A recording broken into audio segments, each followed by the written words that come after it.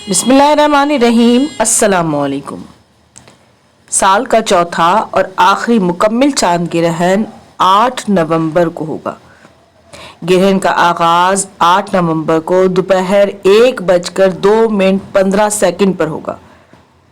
दोपहर 3:59:11 तक इसका इंतहाई नुक्ता अरूज होगा और इस ग्रहण का इख्तिताम शाम 6:56:09 पर होगा। आखिरी 1 से 1.5 घंटे का ग्रहण पाकिस्तान के इलाकों में देखा जा सकेगा।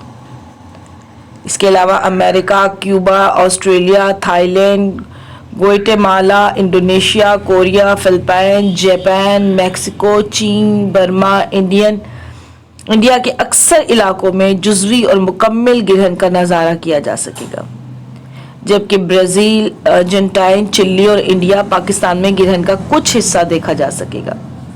ग्रहण के औकात में हामला औरत को चाहिए कि वो चतलेटी रहें, छुरी और कैंची का इस्तेमाल न करें, पेट पर किसी किस्म का दबाव न डालें।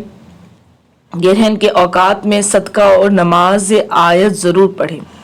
नमाज आयत की तरकीब मैं सूरज ग्रहण वाली वीडियो में दे चुकी हूँ, आप उसे जाकर देख लीजिए।